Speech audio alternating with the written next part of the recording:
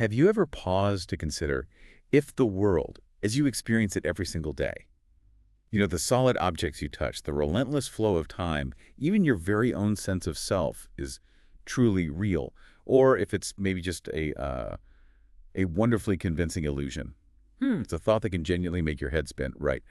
And it's precisely the kind of mind-bending inquiry we're embarking on in today's deep dive. That's absolutely right. Our mission today is to really explore the core arguments of F.H. Bradley's big work, Appearance and Reality. A seminal work, really. Definitely.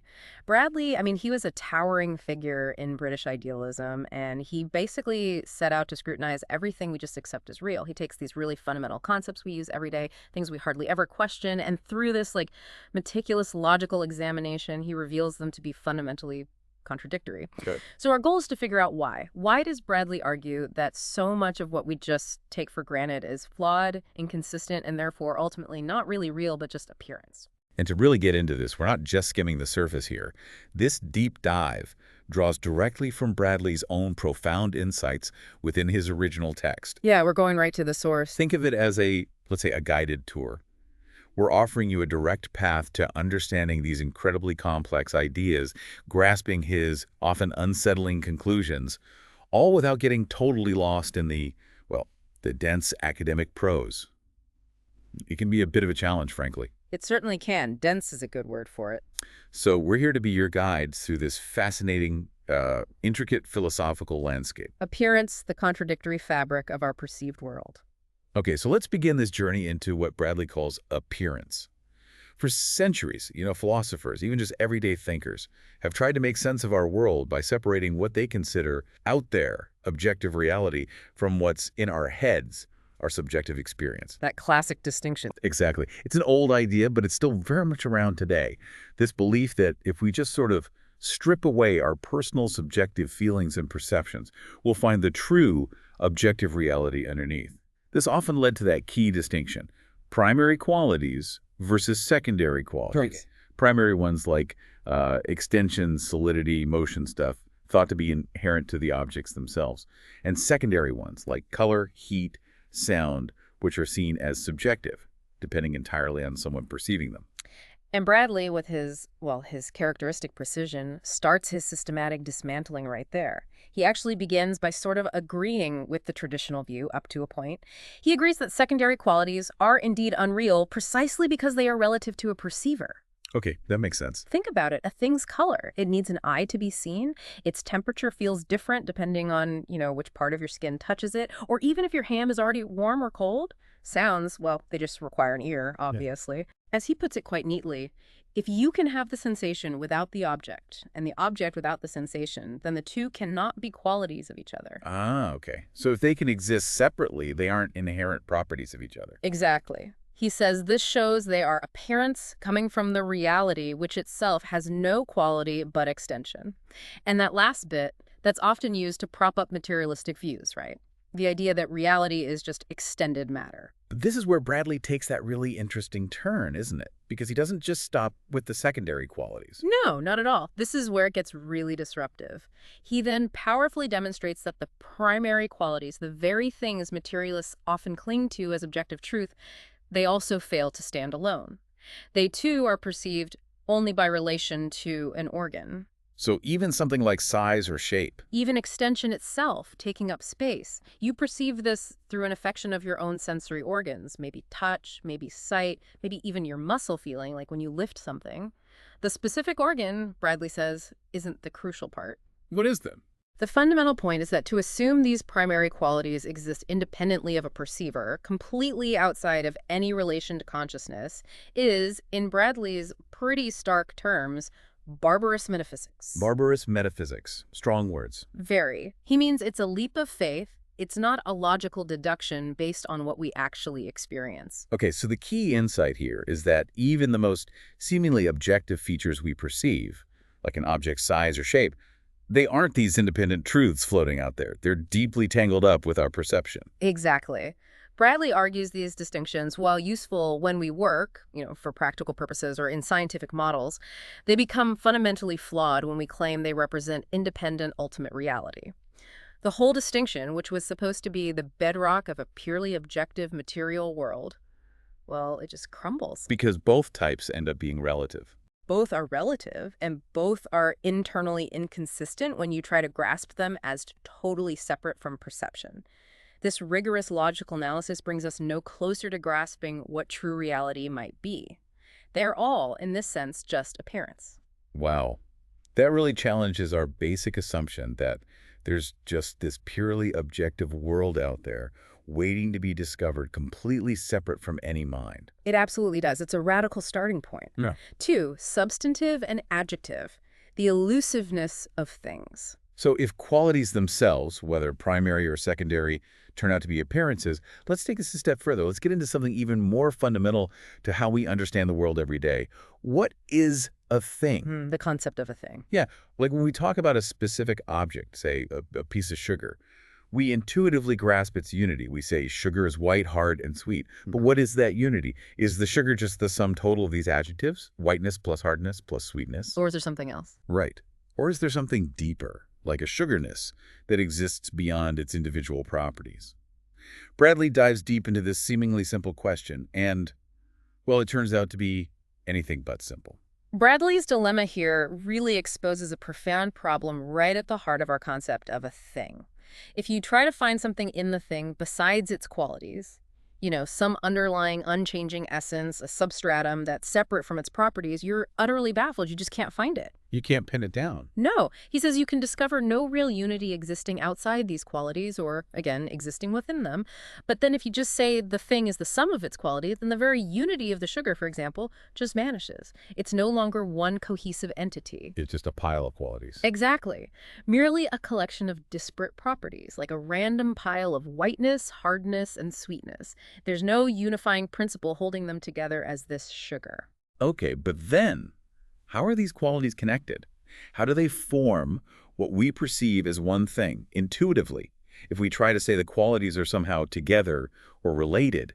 Well, Bradley shows us that leads straight into an infinite regress, right? A logical trap with no way out. Precisely. Imagine you have qualities A and B. You say they're related by R, a relation. Okay, but then how does R connect to A and B? You need another relation, let's call it R1, to link R to A and B. Oh boy. But then R1 itself needs to be related to everything else, and so on, as Bradley says, without end. It just goes on forever. This means the whole attempt to resolve a thing into distinct properties connected by relations completely fails. The relations themselves almost become new qualities that need connecting. Exactly. The relations effectively become new qualities, which then demand new relations to connect them. It leads to what he just calls difficulties, and ultimately the whole concept of unity becomes unintelligible. It's like trying to build a tower where every single brick needs another brick just to hold it in place infinitely. There's no foundation. No foundation at all. As Bradley concludes, the very essence of what we call a thing is infected and contradicts itself. Our everyday understanding of things and the distinctions we make within them, like separating a quality from the thing it qualifies, are mere appearance if we can't justify their consistent unity. So the thing just dissolves under this intense logical scrutiny. It dissolves. It reveals itself as a concept riddled with these internal inconsistencies that just prevent it from being truly real. The key takeaway here is that our intuitive idea of a cohesive, unified thing completely breaks down when you try to rationally explain how its qualities are held together. It just doesn't work logically. 3, quality and relation, the interdependence and internal contradiction. Okay, so if even the concept of a thing is problematic, let's get even more fundamental.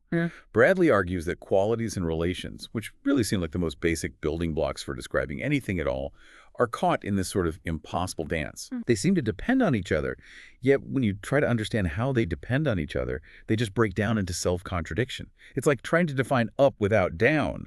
One seems to imply the other, but figuring out their exact relationship becomes incredibly elusive when you look closely. Indeed. Bradley meticulously dissects this core problem.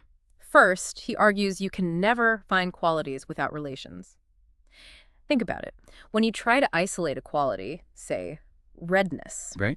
you inherently make it distinct from other qualities. It's not blue, it's not green, and the moment you distinguish it, you immediately introduce the relation of difference or separation from other things that are not red. Right. Defining it involves relating it to what it isn't. Exactly. And if this separateness is supposed to be absolute, it becomes self-discrepant because that difference must fall somewhere. Does it fall outside the quality? Well, then it's a relation. Does it fall inside the quality? Well, that implies the quality itself is complex. It has parts, which means it has internal relations, and the whole cycle starts again. So a quality, just by being conceived and differentiated, automatically implies distinctness. And distinctness implies relation. You can't escape it. You can't escape it. And it goes the other way too, doesn't it? If a quality needs a relation to be distinct, what about the relation itself? Can a relation just exist on its own, floating free, without anything to relate? That just sounds like empty words. You're absolutely right. A relation without terms seems mere verbiage. How can a relation exist if there are no distinct qualities or terms for it to relate? It's just, as he says, a phrase without meaning. Relations depend on terms just as much as terms depend on relations. There's this undeniable, seemingly necessary mutual dependence. Okay, that seems logical. They need each other. But then comes what Bradley calls the fission principle, and this is where the argument takes a really profound and frankly unsettling turn. Yes, the fission principle. This reveals the inherent instability right at the heart of qualities and relations. Bradley argues that a quality, when you place it into a relation, must somehow contain a diversity within its own nature. Okay, what does that mean exactly? Let's take quality A.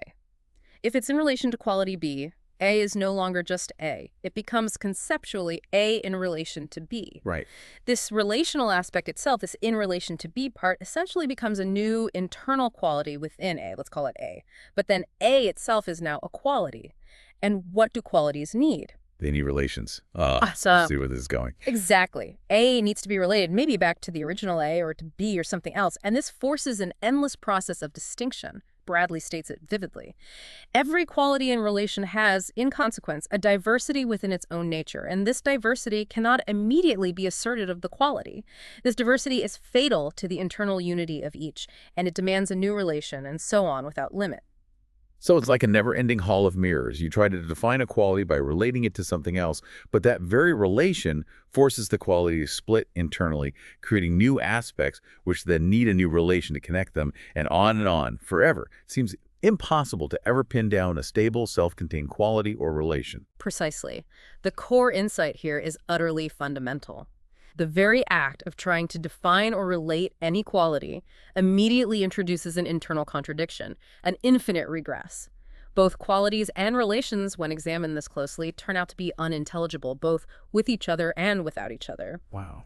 This mutual dependence, upon close analysis, just leads to infinite regress and internal contradiction. They simply cannot hold together in a coherent, self-consistent way, rendering them mere appearances. This really challenges our most basic assumptions about how things are structured and described in the world. 4. Space and time, the unraveling of the frameworks of existence. We've just seen how qualities and relations, the very building blocks of what we call things, just dissolve under Bradley's intense logical scrutiny. But what about the very frameworks within which everything seems to exist? What about space and time themselves? These feel like the most solid, undeniable realities, don't they? Like the unchanging stage upon which everything else happens. They certainly feel that way. This next point is truly mind-bending. Bradley argues that even the very fabric of our universe, space and time themselves, are riddled with contradiction. He systematically exposes the inherent contradictions within our concepts of both space and time, demonstrating why they too must be appearance and cannot be considered ultimately real. Let's tackle space first. Okay. He argues that space isn't just a mere relation, but it also can't be a quality or a substance either. Any space, as we conceive it, must consist of extended parts. Right. A volume is made of smaller volumes. Yeah, makes sense. But these parts themselves consist of smaller parts, and those parts of further parts, and so on without end. This means that a truly solid part of space, a fundamentally indivisible unit, is actually a self-contradiction. Because you can always divide it further in your mind. Exactly. If you keep dividing it, you never reach a final, non-extended term. It's like trying to find the smallest possible point in space. You can always imagine dividing it further. There's no ultimate building block. So space is made of parts, but those parts are made of parts, infinitely. Which means there's no actual foundational part that really exists. It's like a structure built on, well, nothingness. That's a good way to put it. As Bradley powerfully states, you look for the building blocks, the terms, but the terms are essential to the relation and the terms do not exist. Searching without end, we never find anything more than relations, and we see that we cannot. Wow. It's like searching for solid ground beneath quicksand. The very foundations just vanish as you scrutinize them. Space, he concludes, is essentially a relation of what vanishes into relations, which seek in vain for their terms. Therefore, space is condemned to be appearance. It can't be truly real because it's internally inconsistent. Its very structure is logically impossible when you try to pin it down. The profound insight here is that the very idea of a static, infinitely divisible space is a logical impossibility. And, as you might guess, our common sense idea of time fares no better under Bradley's microscope. In fact, his argument for time closely parallels the one for space, revealing similarly profound internal contradictions. Okay, how does time break down? Well, if you take time as a relation between units without duration, like perfectly instantaneous moments, nows with zero length, Yeah. then the whole stretch of time being made of these durationless points would itself have no duration, and thus it wouldn't be time at all. Right, 0 plus 0 plus 0 is still 0. Exactly. But if you try the other way and give duration to the whole time, then those supposed units themselves, the moments, would also have to have duration. They would have a beginning and an end within themselves. They wouldn't be indivisible units anymore. Precisely. They cease to be simple units. Time conceptually involves a before and an after held together in some kind of unity, the present moment. But these two aspects, before and after, cannot be coherently asserted of a single, indivisible unity without contradiction. How can one point be both before and after itself? So you can't have time without moments. But moments can't truly exist as these indivisible points if time itself has duration. It's like trying to hold on to a fleeting moment, but as soon as you try to conceptualize it, it's either already past or it stretches out and has its own internal duration, its own before and after. That's a great way to think about it. Time, Bradley says, perishes in the endless process beyond itself. A unit of time is forever its own relation to something beyond, something in the end not discoverable. Just like space dissolved into an endless regress of relations without terms, time also dissolves into an infinite process. Each unit constantly points beyond itself, never truly self-contained or stable. So the conclusion is the same. The conclusion is emphatic. Time, like space, has most evidently proved not to be real, but to be a contradictory appearance. The key insight is just as disruptive. Time, which feels like the most undeniable framework of our entire existence, is fundamentally paradoxical when you analyze it closely. It's a constant striving that never achieves a stable, consistent reality. V, motion and change. The impossible union. Well, this is quite a domino effect, isn't it? If space and time themselves are just appearances riddled with contradiction, then what about motion and change? They rely so fundamentally on space and time, we perceive constant movement, constant alteration in the world around us, and within ourselves. This seems like the logical next thing to crumble under Bradley's intense analysis. Absolutely. And Bradley views change as inherently inconsistent for reasons that build directly on the problems with time and identity. Change, he argues, demands the union of these two aspects. A thing must be different at different times, that's diversity, and yet it must simultaneously remain the one thing, that's unity or identity. Okay, different but the same. Exactly. This simultaneous identity and difference is the core contradiction. How can something be both A and not A, or A prime, at the same time, or even across time if time itself is inconsistent? We commonly, Bradley suggests, shut our eyes to the discreteness or forget the continuous aspect by what he colorfully calls rapid shuffling. Rapid shuffling. What does he mean by that? He explains, change as a whole consists in the union of these two aspects. It is the holding both at once, while laying stress upon the one which for the time is prominent, and while the difficulties are kept out of sight by rapid shuffling. It's like we mentally jump back and forth, focusing on the sameness one instant and the difference the next, never quite confronting the contradiction of holding both together simultaneously. So we kind of trick ourselves into seeing change by quickly shifting our mental focus between the sameness aspect and the difference aspect of a thing. Like watching a movie, maybe. Our brain smoothly connects the still frames into continuous motion, ignoring the gaps. That's a pretty good analogy. When we assert that A alters, we mean this one thing, A is different at different times. We relate this diversity back to A's qualitative identity, and it seems to work, it seems harmonious. But, as Bradley notes, the underlying problem is simply insoluble. The problem of change defies solution so long as change is not degraded to the rank of mere appearance. It just can't be rationally conceived as real. Not without contradiction, because it demands that something be both itself and not itself simultaneously, or hold together identity across a duration that itself dissolves. And this same fundamental inconsistency naturally extends to our perception of succession, the idea of one event following another in a series, and also to the crucial concept of causation. Right, cause and effect. For perceived succession to be coherent, it requires a unity. There has to be some underlying identity or framework to which all the members of the series are related. Without this underlying unity, it's not a series at all, just disconnected moments floating free. But if this unity is considered timeless, somehow outside the flow, then how does it actually combine with the temporal diversity of the series? Bradley calls such a theoretical creation a monster, an unworkable fiction that is both idle and injurious. The unity and the diversity needed for succession simply could not intelligibly be combined. And causation, the fundamental idea that one thing causes another, that must fall into similar traps, I'd imagine. Yeah. If A causes B, how does that actually happen without contradiction? Absolutely. Causation implies both a difference between cause and effect. Yeah. B is different from A, and yet a necessary connection between them. If A just becomes B, how do we rationally account for this difference without positing some external factor or condition? Right. But if we say A plus some condition C becomes B, how does their relation, their coming together, actually make a difference without somehow changing A or C before the effect happens? This quickly leads back into an endless regress. If the cause is to be the true cause, there must be a reason for its being so, and then a reason for that reason, and so on, indefinitely. It never stops. It never stops. Furthermore, Bradley argues, causation must be continuous. If there's a gap between cause and effect, how does the influence cross the gap? But if it is continuous, it has no duration and is not a cause.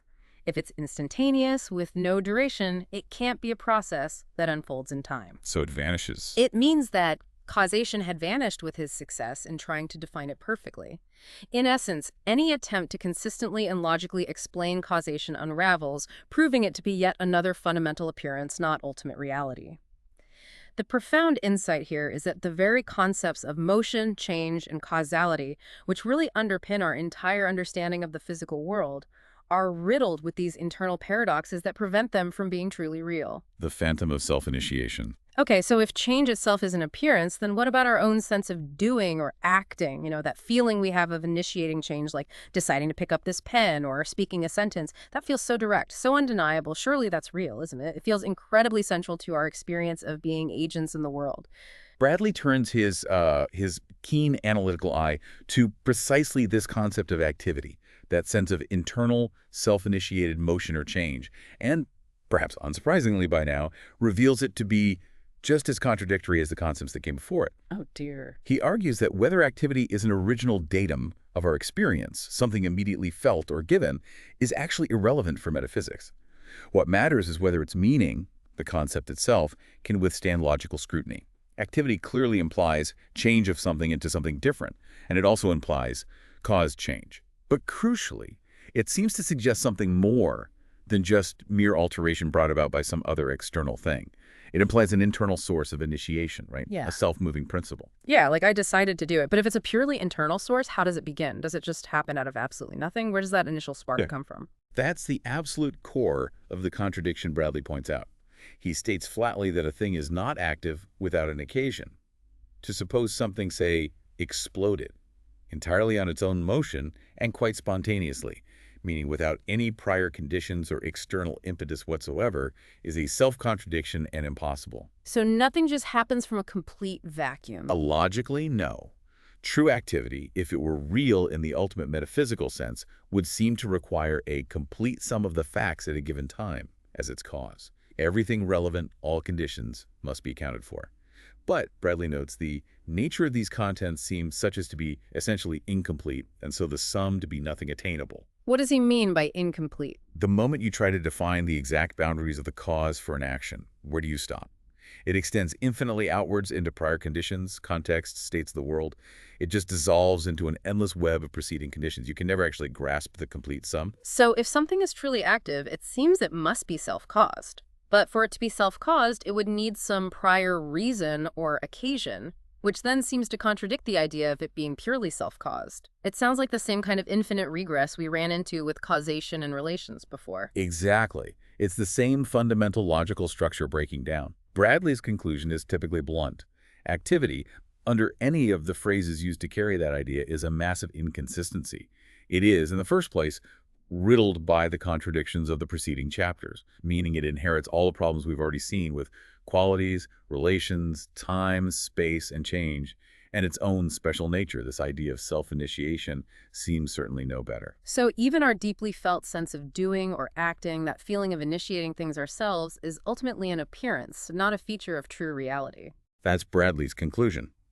The profound implication here is that our intuitive sense of free will and agency, when subjected to this kind of rigorous logical examination, cannot withstand the scrutiny. It too dissolves into contradiction. 8. Things revisited. The demise of identity. Wow. So let's take stock. If qualities, relations, space, time, change, and even our own experience of activity are all riddled with contradictions and therefore just mere appearances, what then is left of the things we thought we knew? It genuinely feels like Bradley has systematically pulled the rug out from under our entire perceived world, leaving us with, well, with nothing solid at all. Indeed. The cumulative effect of all these preceding arguments is to completely collapse the notion of stable, independent things as we normally understand them. If none of the concepts necessary to even describe a thing, the substantive, the thingness, the adjective, its qualities, quality itself, relation, space, time, causation, activity, if none of these can be coherently predicated of ultimate reality, then the unavoidable conclusion is that things are but appearances. There's just no logical ground left for them to stand on as truly real, independent entities. None whatsoever, according to Bradley's rigorous logic. But wait, for something to even be a thing, to be, say, this particular pen and not a teacup, doesn't it have to maintain its identity over time? My pen, for instance, feels like the same pen I picked up yesterday, even if I put it down and picked it up again. How can something not maintain its identity? That seems fundamental. That's precisely the next crucial problem Bradley tackles. The problem of identity, which is absolutely central to our concept of a persistent thing. For a thing to exist through time, it must possess identity.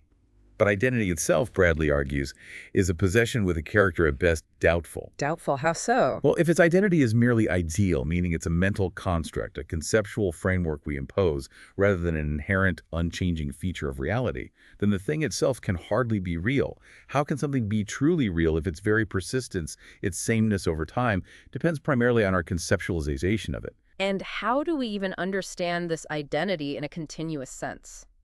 It feels like it relies on sameness through time, which we've already seen is problematic. It does. The continuity necessary for a thing to persist, to be called the same thing over time, depends on its keeping an identity of character, as Bradley puts it.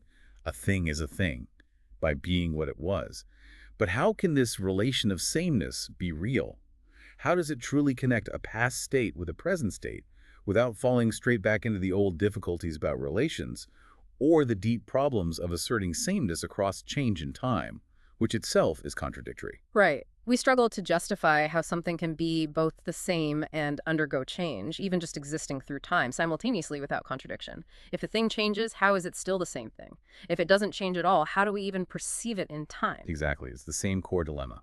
So if I'm following this correctly, the very idea of a thing's persistent identity is also, in Bradley's view, a kind of construct, a way we choose to view it based on certain criteria rather than an inherent feature of reality itself. Exactly. Bradley concludes that the identity of a thing lies in the view which you take of it.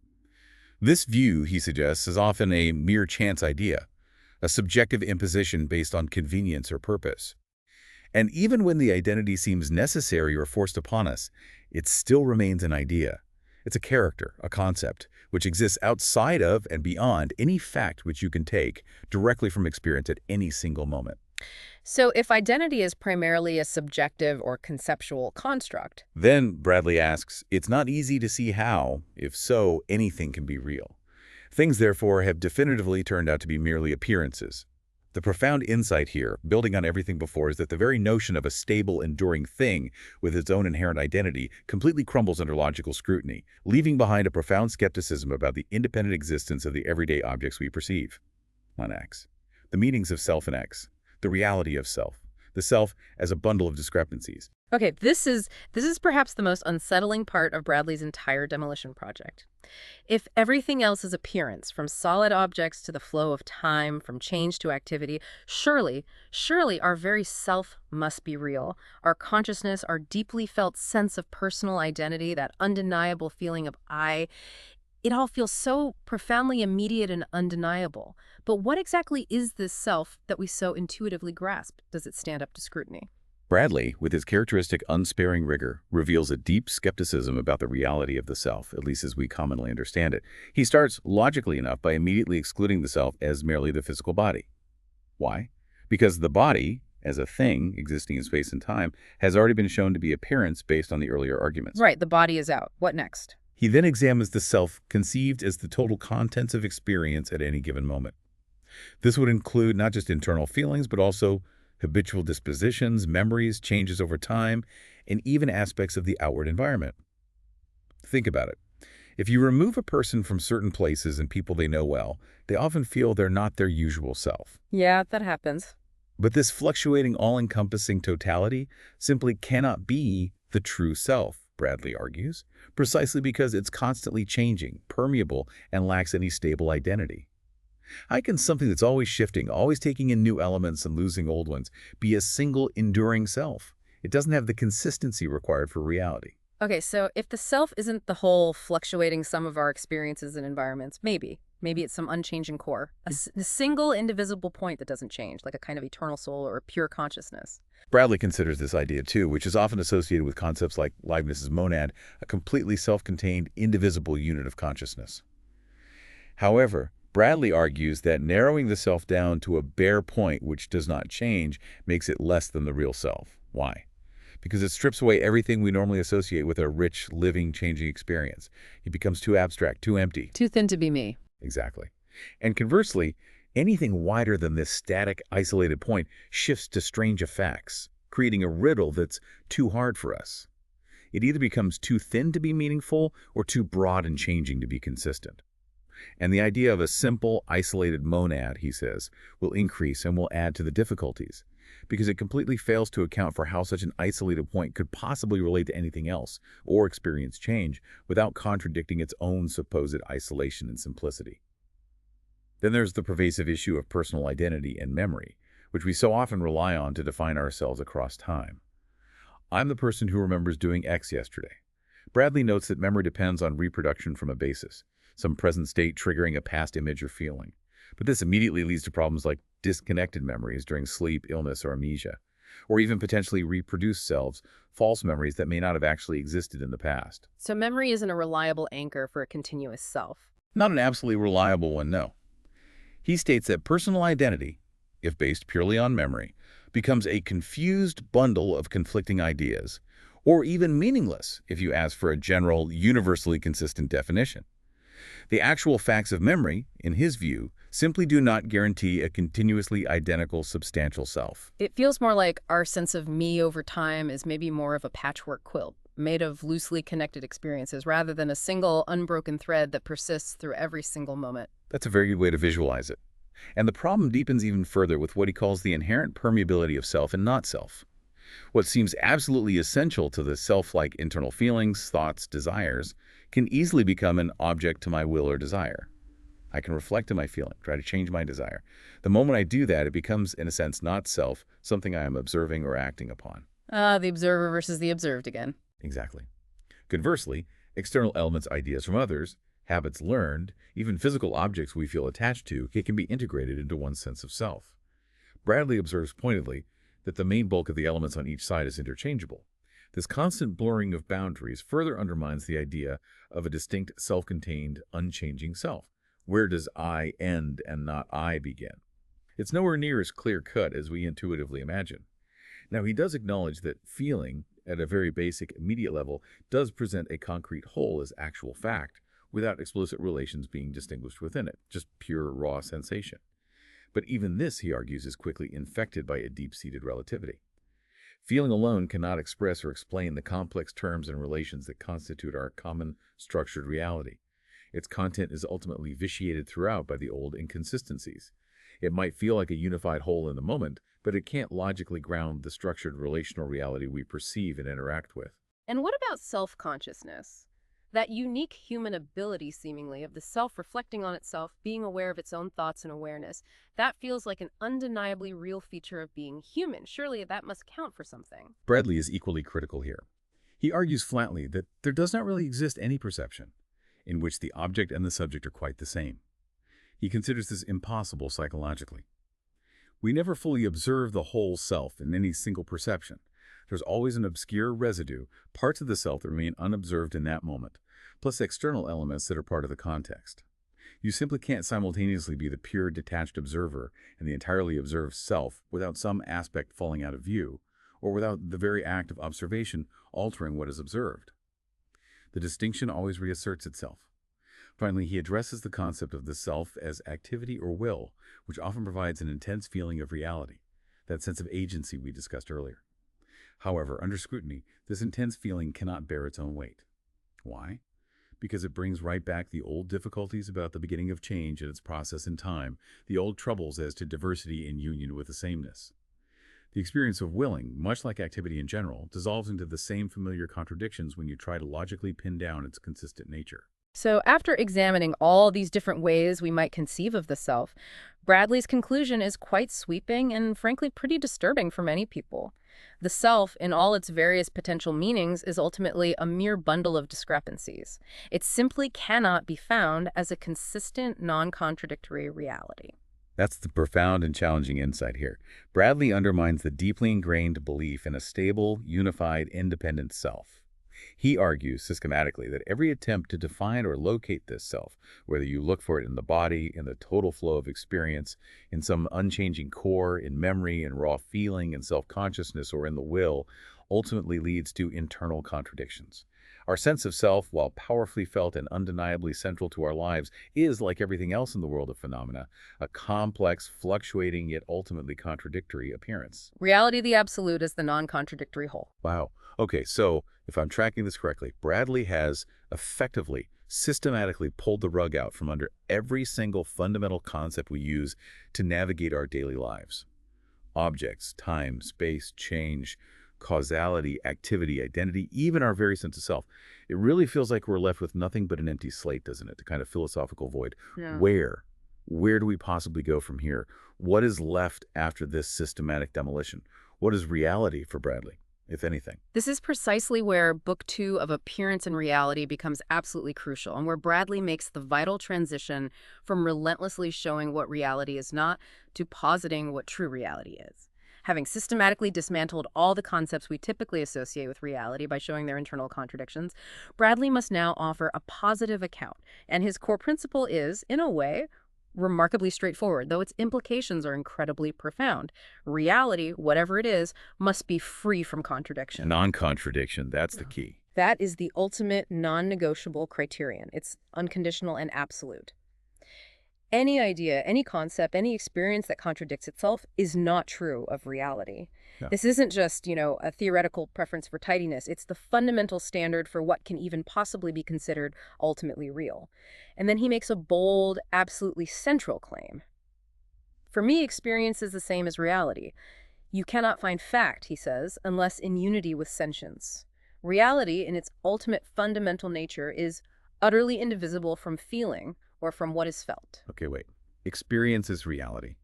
Not just how we access reality, but reality itself is experience. That's his core assertion. This means that ultimate reality is not something inert, abstract, dead, or unknowable lying behind experience. It is a comprehensive, harmonious, unified experience, a whole. It's not just a set of logical propositions that are consistent. It's something that is fundamentally felt or experienced, a sentient whole. So it's not just about logical consistency in theory, but something that actually is experienced. That sounds like a really radical shift from just tearing things down. It is a radical shift.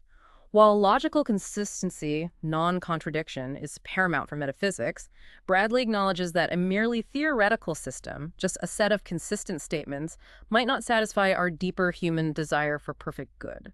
However, he insists in metaphysics we are acting theoretically, and the theoretical standard within theory must surely be absolute. And since reality, by definition, must be harmonious and non-contradictory. It must exclude conflict. Yes, it excludes the conditions which are requisite for a balance of pain. This means, he argues, a balance of pain or fundamental discord is impossible in the absolute. A perfect, non-contradictory reality cannot contain inherent ultimate discord or a surplus of suffering as part of its fundamental nature. So this absolute, as he calls it, is a kind of complete, perfect, all-encompassing experience where all these contradictions we've been painstakingly uncovering in the world of appearance are somehow resolved and harmonized. They don't just disappear, but they fit together perfectly. Exactly, that's the idea. We can form the general idea, he says, of an absolute experience in which phenomenal distinctions are merged, a whole become immediate at a higher stage without losing any richness. Our inability as finite minds to fully understand how this concrete unity in detail works, how all the apparent contradictions actually resolve, is not a valid logical objection against its necessity. It's a conceptual necessity derived from the proven inconsistencies of appearance. Appearance points beyond itself to this. Precisely. This universal, all-encompassing experience, the absolute, ultimately resolves all the inconsistencies found in appearances, swallowing them up, so to speak, into a fuller, harmonious whole. Nothing is truly lost, but everything is transmuted, transformed, and perfected into a higher, non-contradictory unity. The profound insight here, the positive core of his philosophy, is that true reality is an all-encompassing, non-contradictory, unified experience that transcends and integrates all the fragmented, contradictory appearances we perceive. Appearance absorbed in reality. Okay, this raises a really practical objection, though, doesn't it? If reality, the absolute, is so perfectly harmonious, so utterly free of contradiction, what about error? What about mistakes, false beliefs, discord, illusions? How can these things possibly exist within this ultimate truth? It really seems like they would either have to be completely annihilated or maybe never have existed in the first place if the absolute is truly perfect. This is a critical point, absolutely, and one that Bradley addresses directly, as it seems to fundamentally challenge the very nature of his non-contradictory absolute. He explains that error isn't simply obliterated or non-existent. Rather, error is, in a profound sense, qualification by the self-discrepant. Qualification by the self-discrepant. What does that mean? Okay, take his example. If the reality is William has been hung, then asserting it was John who was hung is false. Why? Because the reality does not admit of both events simultaneously. The combined statement, both John and William were hung, in this specific instance, forms a discordant content, a contradiction that cannot stand as part of reality, as stated. Error exists where we impose an inconsistent idea onto reality, where our partial thought does not align with the harmonious whole. We try to attach an adjective, John was hung, to a reality that rejects it.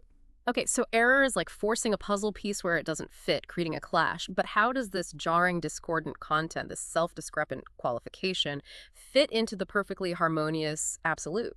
How can something contradictory be part of a non-contradictory whole? That still seems paradoxical. This is the crucial move. The absolute, in its ultimate all-encompassing nature, owns the discordance and the discrepancy of false appearance. But it possesses also much else in which this jarring character is swallowed up and is dissolved in fuller harmony. It's not that the error vanishes entirely as if it never happened. Instead, its jarring, contradictory nature is contextualized, understood as partial, incomplete, and ultimately overcome within a larger, more complete truth. So it's like seeing only one side of a debate which seems wrong on its own, but when you see the whole picture, it makes sense as a partial view. That's a good way to think about it. We, as finite thinkers with limited knowledge, cannot simply rearrange the given fact to remove all contradictions, because our knowledge is always incomplete. The absolute, however, is conceived as a higher experience, superior to the distinctions which it includes and overrides. Error, therefore, is appearance, a real appearance, that is ultimately subsumed, recontextualized, and transmuted within the all-encompassing absolute. It contributes, in a way, to the richness and complexity of the whole without disturbing its fundamental overall harmony. Its discordance is resolved in the larger coherence. The key insight is that even error, in its very partiality and inconsistency, points towards the necessity of the absolute and is ultimately integrated into its perfect coherence. The social nature of experience. Okay, so if experience is reality, does that mean only my experience is real? This is a classic problem, often leading to solipsism, the idea that nothing truly exists outside of my own individual mind or consciousness. What about other people? What about the world outside my head? This seems like a pretty significant hurdle for any philosophy that centers so heavily on experience. If it all just boils down to my subjective feelings, where do other people, other minds come into the picture? Bradley confronts solipsism head-on. And he firmly refutes it by making a careful distinction between different types or levels of experience. He differentiates between direct experience, which is the merely felt, the immediate, undifferentiated given of raw sensation before conceptualization, and indirect experience, which includes all the fact and meaning we construct beyond that raw felt moment, like our understanding of objects, relations, and crucially, other minds. So there's raw feeling, and then there's the world we build out of it conceptually. Sort of. He argues that the mere given, our direct, immediate feeling in the present moment, actually fails to support solipsism for two critical reasons. First, it supplies not enough. Why? Because in that raw, fleeting feeling, there's no inherent faculty for a stable, enduring self that persists through time. There's no inherent I that lasts beyond the present moment in that raw data alone. Okay, not enough for a persistent self. And second, it also provides too much. Because even that immediate feeling, at its most rudimentary level, inherently offers a not-self with the self. Even raw sensation involves a differentiation, a boundary, a sense of something other than the core feeling subject. There's always a nascent sense of me and a sense of not me, a difference within the unity of feeling. So this direct experience, this mere this of the immediate moment, cannot logically lead to the conclusion that only my current experience exists. It already contains the seeds of otherness. Interesting. So the very nature of even our most basic raw experience already implies more than just a single isolated me. Yeah. It inherently forces us out of that purely private shell. Precisely. Bradley argues it is both possible and necessary to transcend what is given. We must move beyond raw sensation to construct meaning, to understand the world. But this transcendence, this construction of meaning, at once carries us into the universe at large, not into a private, isolated self walled off from everything else. The concepts of this and mine express the immediate character of feeling, but their exclusive character may be included and taken up in the whole. Their apparent repulsion of others, their seeming privacy, is actually incompatible with self-contained singleness and involves subordination to an including whole. The very structure of experience pushes us beyond pure individualism towards a shared reality. And as for the existence of other souls, other minds, Bradley considers them highly probable, practically certain, even if not directly given in raw feeling. He states, "We infer from the apparent identity of our structure that this is so. We see other bodies that look and behave like ours, and we infer they have similar inner experiences." The idea of other human bodies being without any souls is just a bare possibility, he says, lacking any real practical or logical weight. It's an inference based on the coherence of our own experience and our interactions with the world. So it's a reasonable inference, not a direct intuition. Yes. And ultimately, he concludes that no element of reality falls outside the experience of finite senders. Everything, every perspective, every finite experience is ultimately part of the one absorbing experience of the absolute. The absolute encompasses all individual experiences without reducing reality to just one isolated contradictory entity. The core insight here is that true reality is necessarily a holistic experience that inherently transcends individual, isolated consciousness, making solipsism logically untenable from the start. Phenomenal world. We have this incredibly strong intuition, don't we, that nature, the physical world, is just out there, existing independently of us. We see trees, mountains, rivers, planets, all existing whether we're looking at them or thinking about them or not. We instinctively think of it as a separate, objective realm. Is this also just an appearance, like everything else we've discussed? Does the physical world, conceived as independent, share the same fate under Bradley's relentless analysis? Indeed, it does. Bradley argues quite forcefully that the physical world, conceived as existing entirely independently of minds or experience, is an exploded illusion. He describes this idea of independent matter as the relation of two unknowns, which, because they are unknown, we cannot have any right to regard as really two, or as related at all. It's an imperfect way of apprehension, the partial perspective that, when mistaken for ultimate reality, dissolves into contradiction just like everything else. How does it dissolve? Is it the primary-secondary quality thing again? That's a huge part of it, yes. It harks right back to his critique of primary qualities. He says, effectively, all I know of the external world is an affection of my organism, my senses, and then my organism itself turns out to be nothing else but such an affection when I try to perceive it. This leads straight back into an indefinite regress, where the physical body itself, supposedly the independent perceiver, becomes merely a perception of an affection of another part of itself, ad infinitum. You can never actually get to an ultimate mind-independent physical foundation through perception. So the very idea of a material world existing entirely separate from any experience or mind is incoherent. Because even our perception of our own body, our supposed connection to that world, relies on a kind of self-affection that can't be logically resolved. It just leads to an endless chain of perceptions needing perception. That's the core of the difficulty. We can't grasp pure, unexperienced matter or a purely physical body without them becoming, in some sense, experienced or perceived, thus undermining their supposed independence. Now, Bradley readily acknowledges that natural science employs working ideas like matter, motion, force, atoms, etc. These are undeniably useful, even essential, for understanding phenomena and systematizing how events in the world are connected. Science works, right? It works practically, yes. But these concepts, Bradley insists, are not intended to set out the true character of reality. They are, in his view, abstractions and working fictions, incredibly useful tools for prediction and manipulation within the realm of appearance, but not ultimate metaphysical truths. Metaphysics only critiques these scientific concepts when they are mistakenly presented as ultimate truth, as the final word on what reality is. Natural science, in his view, operates brilliantly within the realm of appearance, but it doesn't and cannot reach ultimate reality. Furthermore, he applies the problem of infinity, which we saw with space and time, directly to the concept of nature itself. If nature, the physical universe, is conceived as infinite in its extent, Bradley finds it's absurd because actual existence is obviously all finite. We only ever encounter finite things, finite regions. Yet if nature is conceived as finite, it must logically have an end, a boundary. But a boundary to space is impossible, as a limit of extension must be relative to extension beyond. The same paradox as space itself. Exactly. This inescapable dilemma stares us in the face, he says, and demonstrates that all nature, as such conceived as independent, is an untrue appearance. It is a mere part of the reality, an aspect that is inconsistent and lapsing beyond its own being when taken in isolation from the experiencing absolute. The profound insight here is that the physical world, when conceptualized as an independent, self-sufficient entity separate from experience, is riddled with the same kinds of contradictions as space, time, and things, and must therefore be considered an appearance, a vital but partial aspect of the absolute. 23. Body and soul, an interdependent appearance. Okay, so if nature itself, the physical world, is an appearance, and our very self, as we explored earlier, is a bundle of discrepancies, what then is the relationship between our body and soul, or mind and body? This connection feels so fundamental to what it means to be human, this intimate link between our physical being and our inner experience. This, too, must come under Bradley's scrutiny, right?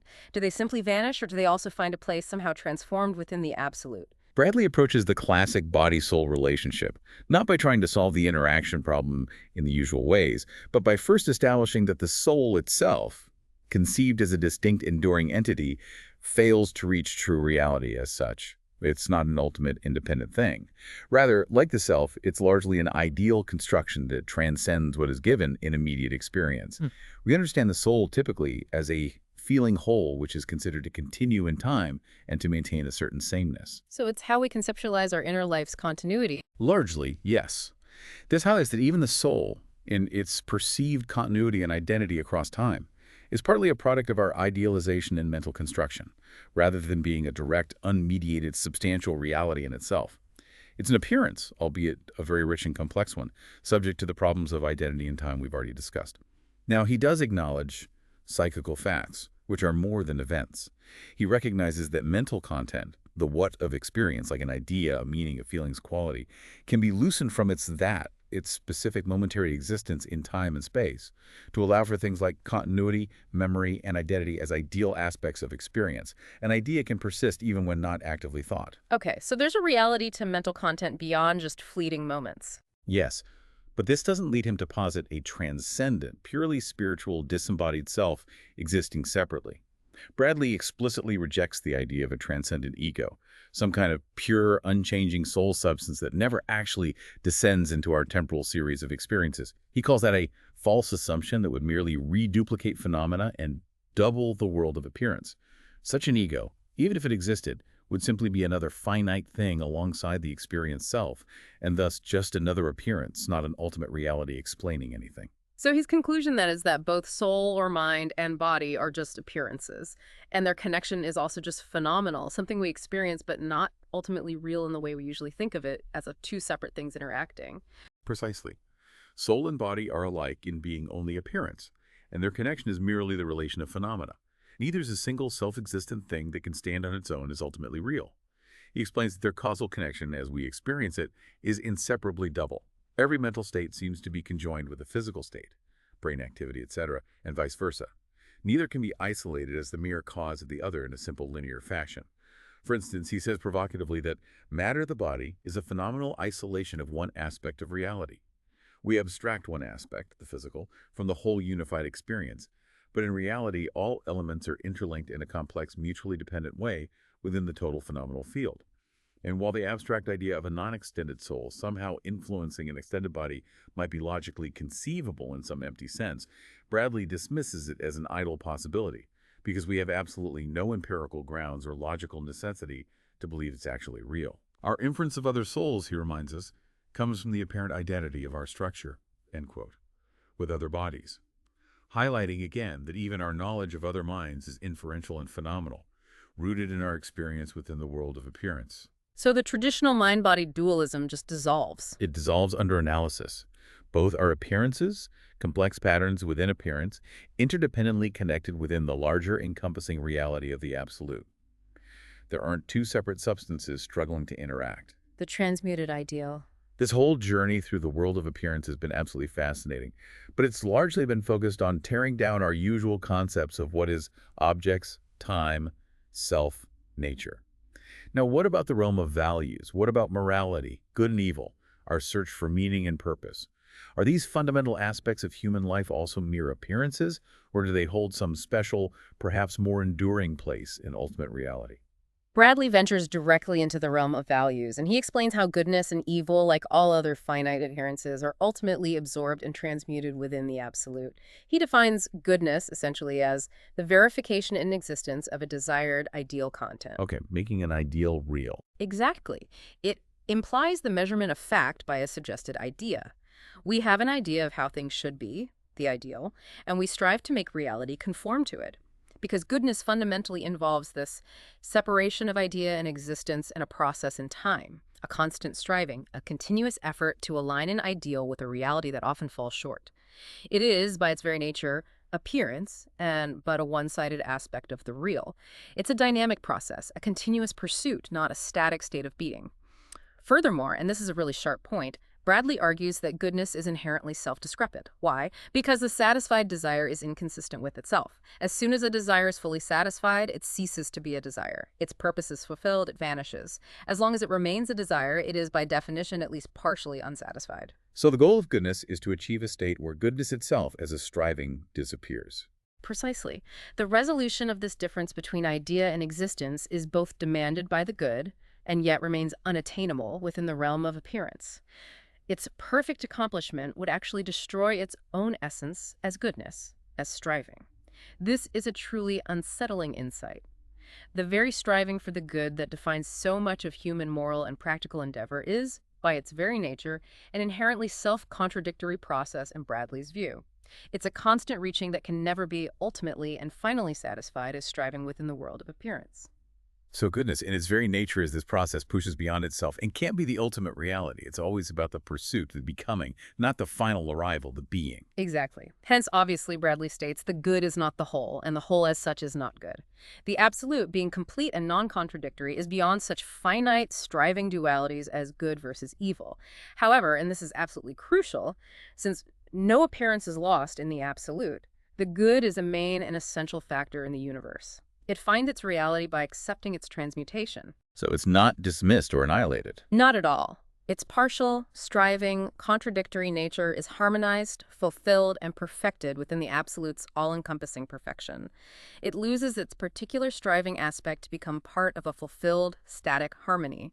The value represented by goodness is preserved and perfected, but the process of striving is transcended. This same logic applies to popular ethics. Bradley notes that popular ethical systems often struggle to prove the absolute character of goodness, and their dogmas often fail when confronted with the complexities and apparent evils of the universe, sometimes leading to total skepticism. But for Bradley, a sincere skepticism born from seeing the inconsistencies of finite views is actually beneficial. It can be lifted to see a whole in which all finites blend and are resolved. Even religion, he argues, faces a similar fate. Short of the absolute, God cannot rest, and having reached that goal, he is lost and religion with him. The God of traditional religion, if conceived as a being separate from the absolute, becomes a finite factor, possessing goodness but striving against evil, and thus, ultimately, another appearance riddled with contradiction. Wow, so even our highest ideals. Even our highest ideals, including morality and even religious concepts of a personal God fighting evil, are ultimately appearances from this perspective. They are vital parts of our experience, pointing towards the absolute, but they are absorbed and transformed within a final reality that transcends our limited, often dualistic understanding of good and evil. Degrees of truth and reality, the scale of being. Okay, this leads to a really fundamental question about knowledge itself. If everything we've discussed is appearance, and our concepts of truth are inevitably based on these appearances, what does that actually mean for our truths? Is anything truly true, or is it all just relative subjective opinion? This really cuts right to the heart of how we understand knowledge. Is Bradley basically saying there's no such thing as objective truth? No, he's not saying truth is merely subjective opinion, but he's introducing a very nuanced concept, degrees of truth and reality. He asserts quite directly, there will be no truth which is entirely true, just as there will be no error which is totally false. In the realm of appearance, it's always a question of amount and will be a matter of more or less. More or less true. How does that work? Every statement we make, every idea we hold about the world of appearance is necessarily conditional and imperfect when measured against the standard of the perfectly consistent, all-inclusive absolute. It's not that truth is utterly subjective or arbitrary, but rather that no finite truth, no statement made from a limited perspective can fully capture the non-contradictory infinite richness of the absolute. All our truths are partial.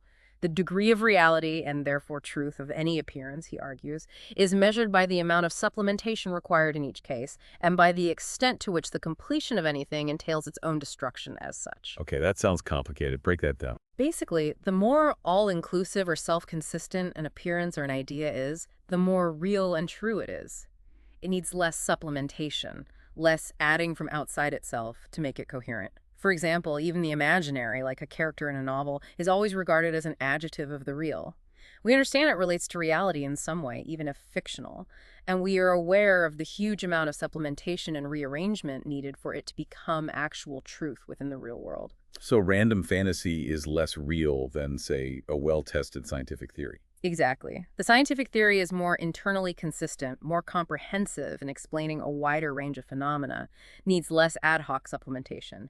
It's more true, closer to reality. But even the best scientific theory is still an abstraction operating within appearance and requires supplementation by the rest of reality to be fully true in the absolute sense.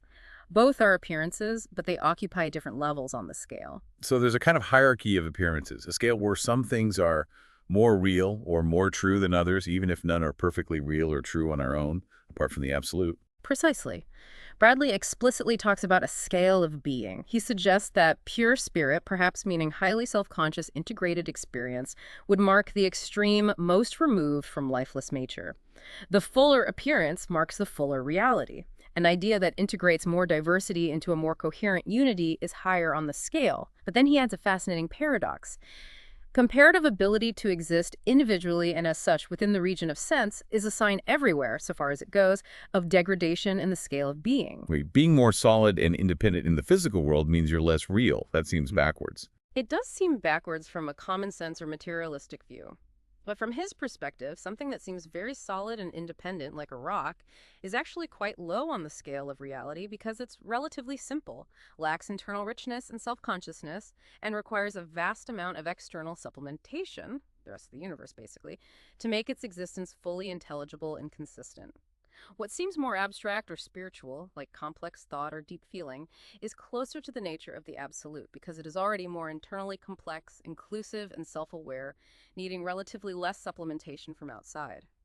This perspective also touches on concepts like progress and a future life. Bradley argues quite starkly that nothing perfect, nothing genuinely real can move or change. The absolute is complete and timeless. Therefore, the question of whether a person or the world is going forwards or back does not belong to metaphysics, which seeks a timeless, non-contradictory absolute, not temporal processes. And regarding a personal future life after death, he finds the philosophical arguments unconvincing. The balance of hostile probability seems so large that the fraction on the other side, to my mind, is not considerable. These concepts, too, are appearances, evaluated by their internal consistency and inclusiveness. So in the end, everything we experience is appearance. But critically, not all appearances are equal. Some are closer to the truth, contain more of reality, are more internally consistent and comprehensive than others. That's the absolute key takeaway here. As Bradley summarizes powerfully, nothing in the whole beside appearance, and every fragment of endurance qualifies the whole, while on the other hand, so taken together, appearances as such cease.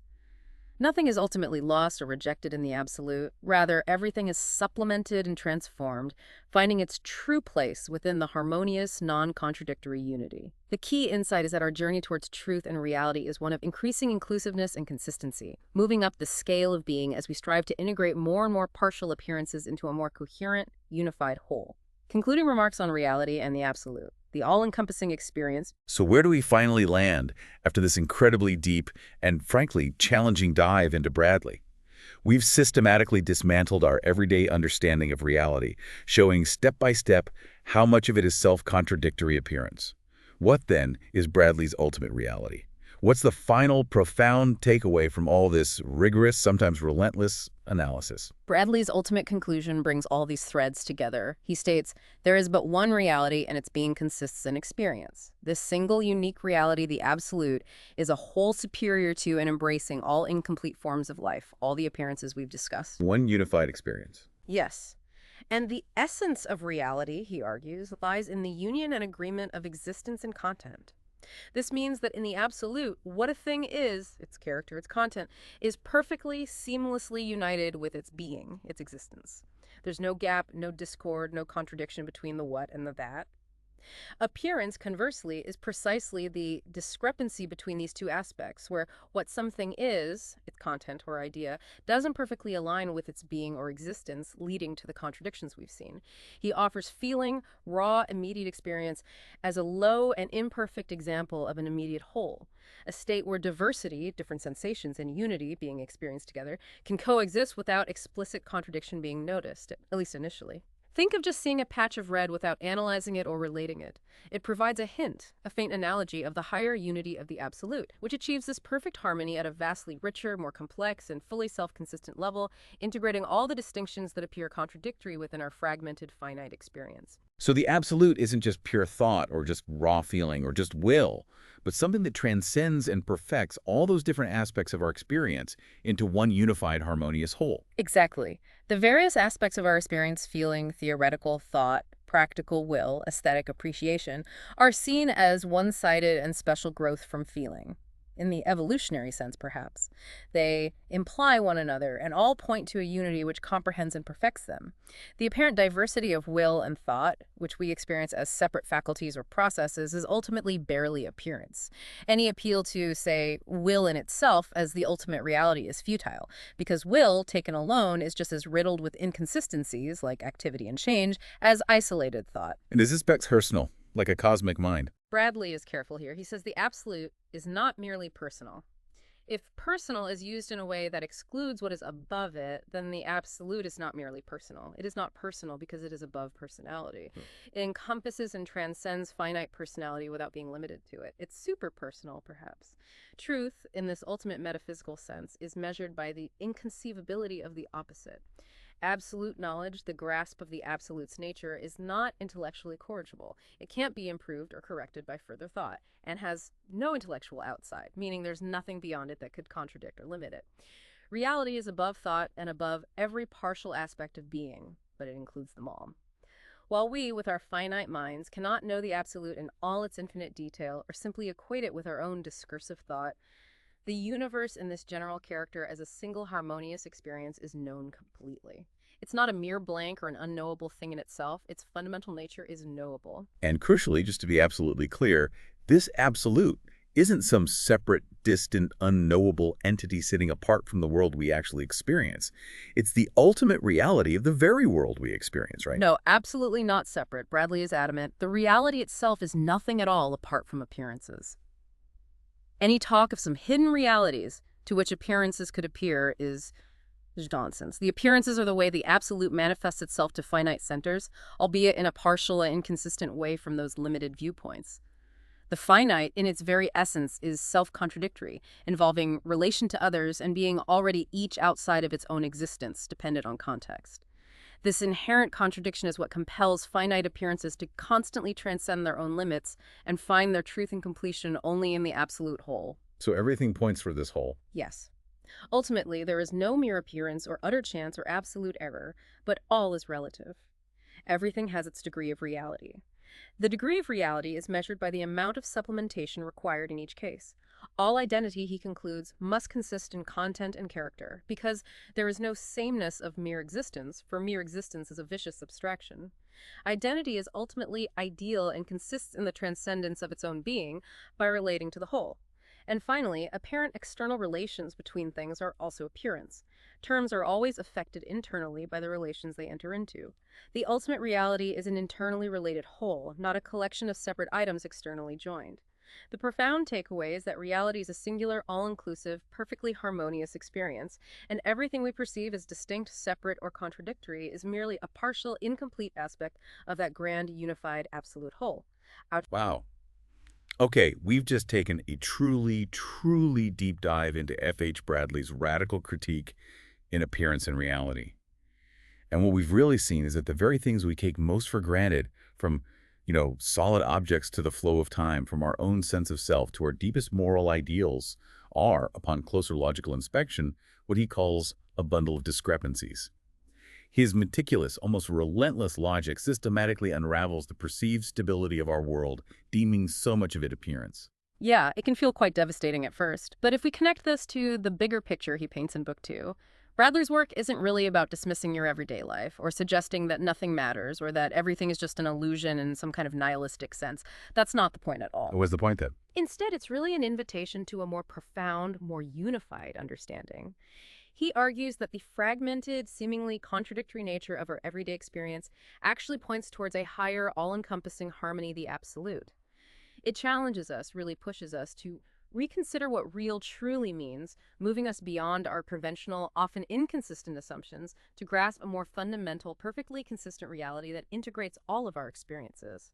It suggests that even the apparent flaws and contradictions in our reality are, from a higher perspective, necessary parts of a larger, perfect, harmonious tapestry. So here's a final thought to leave you with. The next time you look at a simple object, maybe your coffee cup, or reflect on your own identity, who you are today versus yesterday, or even ponder the meaning of good or true, ask yourself, is this thing, this self, this value, truly what it appears to be on the surface?